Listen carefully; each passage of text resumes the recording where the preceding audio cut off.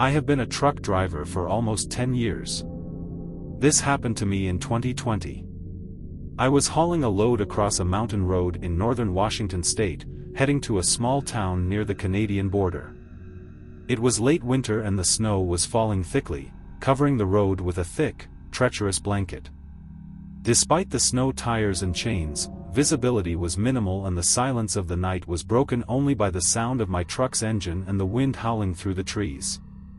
I was tired, much more than I wanted to admit. I promised myself I would stop at a rest area, but the weather was getting worse and I just wanted to get out of the mountains as soon as possible. It was about an hour before sunrise when I saw something on the road. At first glance it looked like just a pile of snow, but when I got closer I realized it was a dark SUV with its emergency lights on, parked in the middle of the roadway. The strange thing was that the driver's door was wide open, flapping in the icy wind. I braked abruptly, causing my truck to skid for a moment before stopping a few feet from the vehicle. I looked around, but there was not a soul in sight. No sign of any other headlights on the road. Just darkness and snow. For a moment I thought about ignoring it and continuing on, but something inside me urged me to get out and check. The cold was sharp and the silence deafening. As I approached the car, I noticed that the engine was off, but the heater still seemed lukewarm, a sign that it had recently been abandoned. I looked inside. The driver's seat was empty, the key still in the ignition, and on the passenger seat was a cell phone turned on, with a cracked screen and an interrupted call. I cast a glance around. No obvious footprints in the fresh snow, just a few tracks that seemed to be lost in the woods by the side of the road. I felt myself being watched, a chill went up my spine. I quickly checked the back seats as well, nothing. When I looked out again, I thought I saw a figure in the trees. It was still, motionless, too far away to make out its details. I decided it was time to leave. I walked back to my truck at a brisk pace, trying not to look back. But before I could climb in, a sound broke the silence, a dry, broken branch-like noise from the forest. Without a second thought, I locked myself in the cab and started the engine. I looked in the rearview mirror, the figure was closer. It wasn't running, it didn't even seem to be walking the right way, as if its movements were wrong. I pressed the accelerator and pulled away as fast as I could, my heart pounding in my chest. After a few minutes, I checked the mirror again. The road behind me was deserted, the abandoned car gone in the snowstorm. I don't know what had happened that night, or who or what had abandoned that car in the middle of the road. But since then, I always avoid mountain roads when I can. Especially in winter. After about 5 minutes of driving, I began to relax. But then, in my mirrors, I saw headlights rapidly approaching. My heart leapt into my throat. The SUV was behind me again, this time with its high-beam headlights aimed at my cabin. I accelerated, but the road was slippery and I could not risk losing control. The vehicle began flashing and honking frantically. I didn't know what to do. After 10 minutes of pursuit, it tried to overtake me and cut me off. I was about to react when I finally saw flashing police lights in the distance. The SUV suddenly swerved and headed off the road, disappearing into the forest. I pulled my truck over and waited for the officer to approach. I told him everything, but he seemed more interested in filing a report than in pursuing the culprit. I told him several times that he could still find him, but he shrugged his shoulders and said they would do an investigation. He asked me if I had noticed any special details about the SUV or its driver. I thought for a moment, remembering the shadow in the trees and the headlights that had chased me, but it had all been too quick, too surreal. I told him that the vehicle was dark, perhaps black or dark blue, and that it looked fairly new. But the driver? I had never seen him clearly. Just a shadow in the dark. After filling out the report, the officer told me to continue my journey and to be careful. I climbed back into the truck, but before leaving, I took one last look in the mirror. The forest was still, yet a strange feeling made the hairs on the back of my neck stand up. As if something, or someone, was still there, hidden in the trees, watching. I never knew what was behind that encounter. My friends say it might have been someone hiding something shady in the forest, but it just doesn't add up for me. For my own sanity, I prefer to think that it was just an out-of-sorts driver, although the memory of that night continues to haunt me. Even today, when I cross isolated roads, I find myself looking in my mirrors more often than necessary, expecting to see those headlights appear out of nowhere again.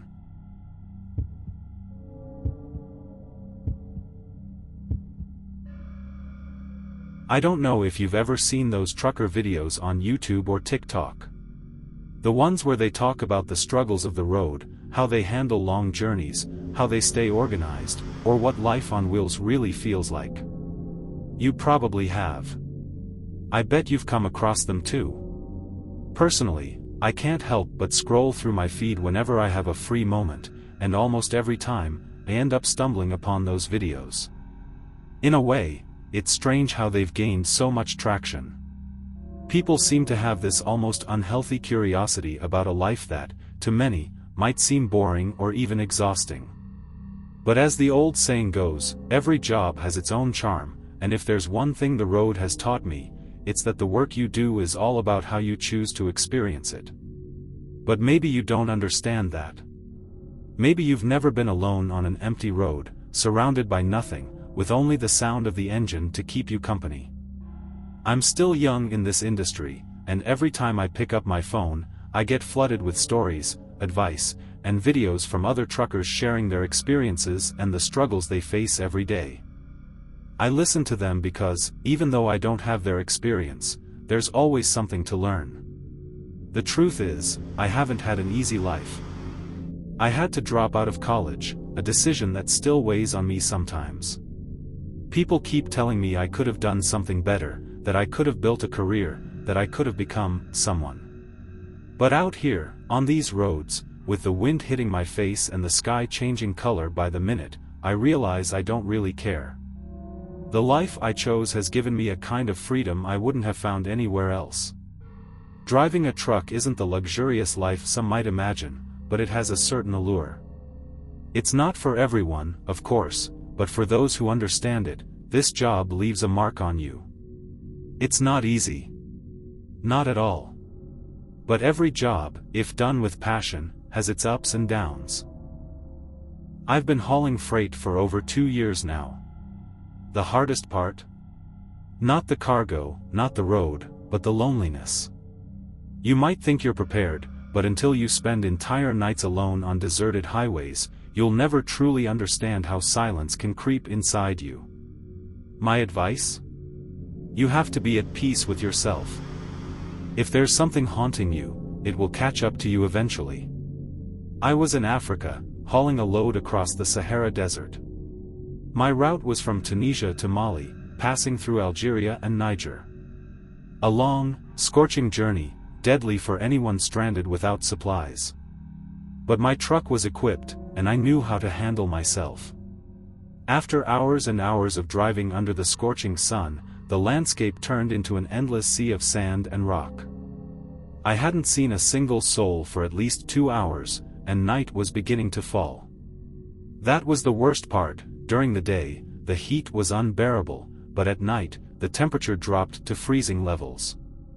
I needed a stop, to check the truck and rest for a bit. I checked the map. According to the GPS, there was an old abandoned military outpost just a few kilometers away. I'd heard stories about places like these, once checkpoints, now abandoned shelters for smugglers. But I had no other options. When I arrived at the entrance, I realized the building was more intact than I expected.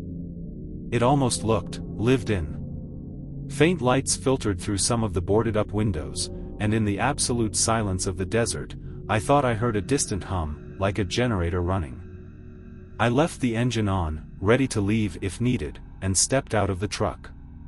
I just needed some water or shelter from the biting wind. I walked up to the entrance and found the door slightly open. I pushed it. The inside was dusty, but not deserted. There were signs of recent activity: a lit lantern, some crates of supplies, an old rifle leaning against a wall. But no one was there. I was about to leave when I noticed a refrigerator. It was running. Curious, I walked closer. Whoever had been here still had electricity. But when I opened the door, I found nothing. No shelves, no food, just an empty, cold metal shell. Then, I heard it. A long, drawn-out hiss, like slow, heavy breathing, coming from the dark hallway. I froze. I wasn't alone. I took a step back, my heart pounding. Then, a shadow moved in the darkness. I didn't wait to see who, or what, it was. I spun around and ran, leaping into the truck and slamming the door shut. I turned on the headlights. In the darkness, just outside the outpost, I saw them. 3 figures. Motionless. Gaunt men in tattered clothing, sunken eyes staring. One of them held a long, rusted knife. I threw the truck into gear and sped off, tires skidding on the sand, my heart pounding. In the rearview mirror, I saw something that sent a chill through me. They hadn't moved. They were just watching.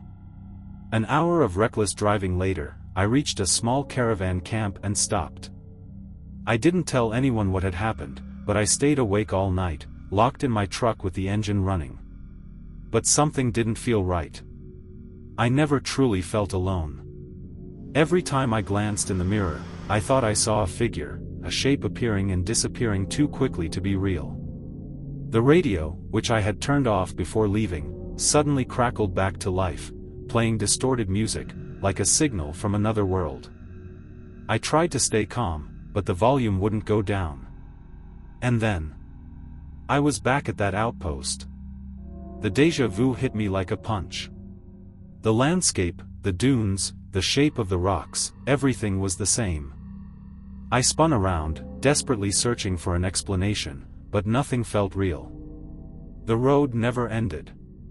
The sand swallowed every trace of movement, as if time itself had become fluid. The figures in the desert, were they real? Or had they never been? Maybe I had never truly left. Or maybe, the desert had followed me.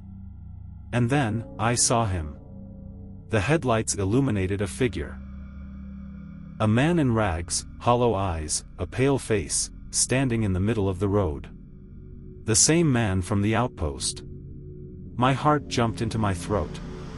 I panicked and slammed the gas pedal, but the road twisted unnaturally, like the desert itself was trying to swallow me whole. The images blurred, my vision distorted. And just before I lost control of the truck, a realization hit me. That man, those figures, they had never really been far away. Maybe I had never left the desert. Or maybe, the desert had never left me. But one thing was certain, something was watching me.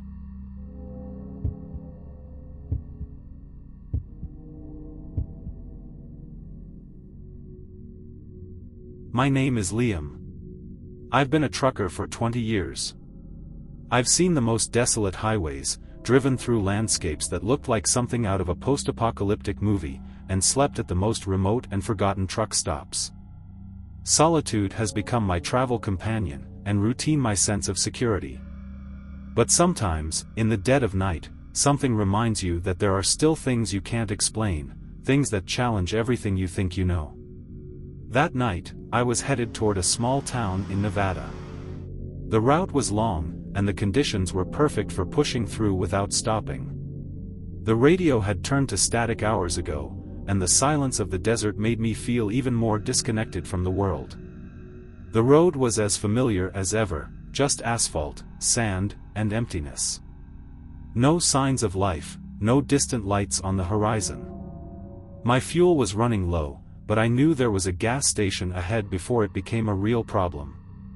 When I saw the glow in the distance, I first thought it was a mirage. No signs had warned of it, no markers on the road. Yet there it was, a small gas station in the middle of nowhere. The kind of place that should have been deserted, yet seemed to be fully operational despite the complete lack of people or vehicles. Stopping wasn't optional. I couldn't risk running dry in the desert, and that lone light felt like a blessing. As I pulled closer, I noticed the place looked strangely old, as if time had chosen to forget it. The fuel pumps were on and working, and I rolled up beside one.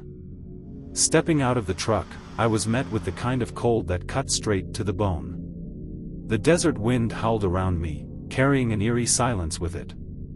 As I filled the tank, I noticed an open door inside the station. No cars parked outside, no sign of anyone inside.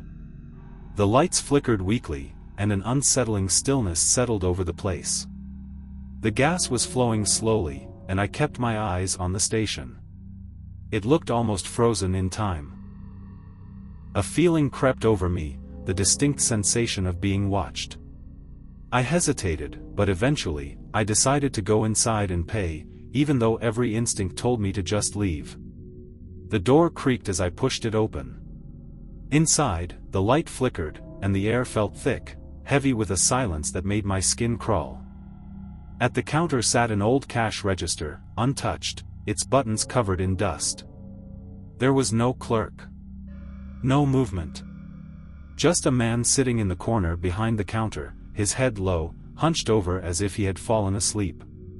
I hesitated, unsure whether to approach. Something about him felt off, more like a mannequin than a real person. But I stepped closer anyway. He remained completely still. His skin looked stretched, almost waxy, as if he had spent too long under the desert sun. My breathing grew shallow. I wanted to leave, but something held me in place. Then, from the back of the station, a noise. A metallic thud, followed by another. I froze, straining to hear. But nothing moved. The sound stopped as suddenly as it had started, leaving the silence even heavier. I took a step back. The door at the back of the station slowly creaked open. I didn't move. Something in me screamed not to. I stood there, staring at the half-open door, my mind racing. Then, in the darkness, something shifted.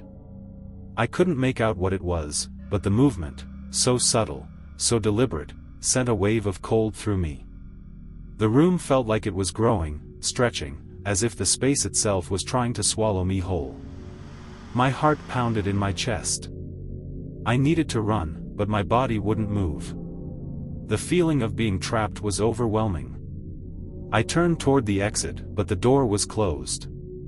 I hadn't noticed it before, but now it felt like there was no way out. I took a step back, then another, watching as the shadows in the glass reflected movement behind me. I had never felt the need to run so badly in my life, but at that moment, it was all I could think about. I bolted.